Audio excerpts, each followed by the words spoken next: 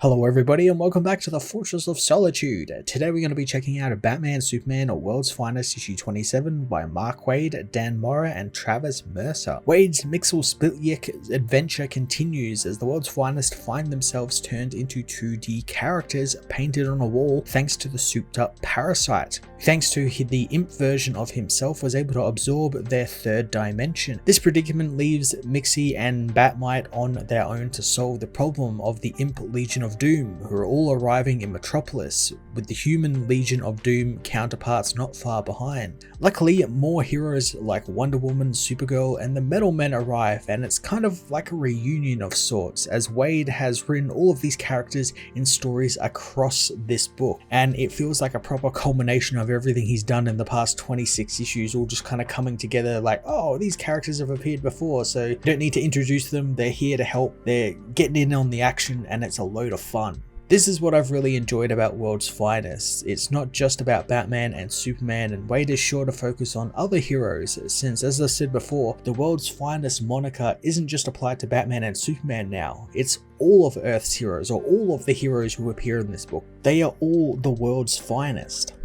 Eventually, Batmite manages to free Robin from the second dimension, but in the process is sucked in himself, and we are treated to an absolutely wonderful sequence where we get to see this second dimension, and it's just the Super Friends animation, the flat animation we see in that cartoon. The way Dan Mora and Travis Mercer show this is actually so genius as well, since after all, comics are 2D. Yes, there are, you know, shading and shadow and stuff to give the illusion of 3D, but the way they ironically use 3D to turn panels and mess with perspectives of panels to make it look and feel like the characters are in a literal 2D space is really quite cool and really inspired. Like, I don't know how they would have thought about this sort of stuff and how they would go about doing it, and it just goes to show why these guys are the superstar artists of DC at the moment. Batmite manages to free the heroes and they end up getting into the 6th dimension, the place where all of time exists all at once. We finally also get a little story progression as we find out that the Imp Killer is from this dimension and the heroes need to find out more about him,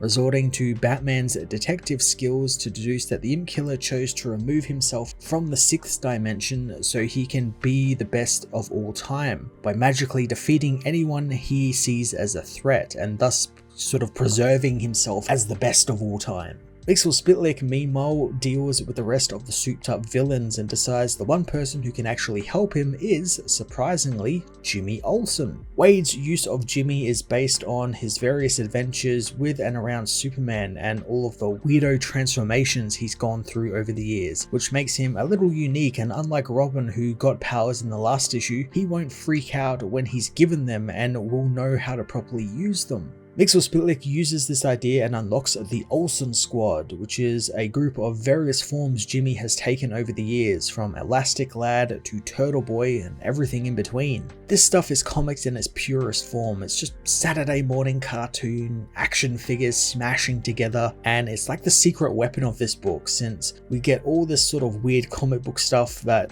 Waid injects into his stories, like with, you know, the dimensions and second dimension, the 6th dimension, and time travel, all this sort of stuff mixed in with more traditional comic book, you know, hero versus villain action and adventure, and he finds a great balance between them where you can have really weird stuff like this and then also just have a really cool adventure with the heroes, and this book has done fantastic in balancing all of that out throughout its 27 issues. The Olsen Squad managed to beat back the evil imps, but that's a big problem as Mixel-Spitlick realizes that Jimmy did it all on his own, meaning that he is the greatest hero ever. The being the Imp Killer has been after this entire time with his little contest, and like clockwork, the villain arrives on Earth, ready to proclaim Jimmy as the greatest hero ever, and also kill him. This is a real neat reveal, since when the villain's plan was initially revealed, I assumed we'd get some sort of story where the end of the story would reveal that the greatest hero ever would be the reader, you know, because of our imaginations and bringing these stories alive with our imaginations. You know, a little bit of a meta bit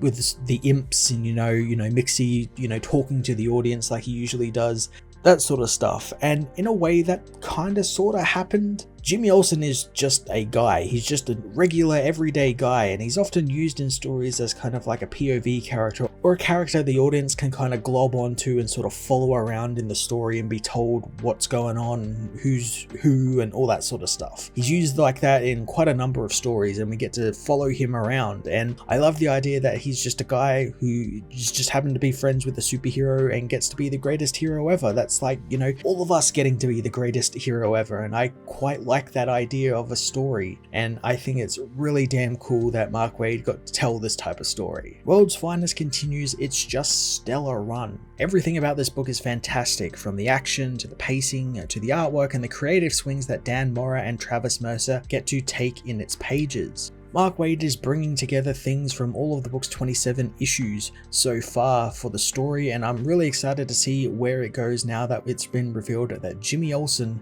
is the greatest hero ever. I'm going to give this issue a 10 out of 10. Absolutely check it out if you haven't been. It's a fantastic book, and this was a really fantastic new issue.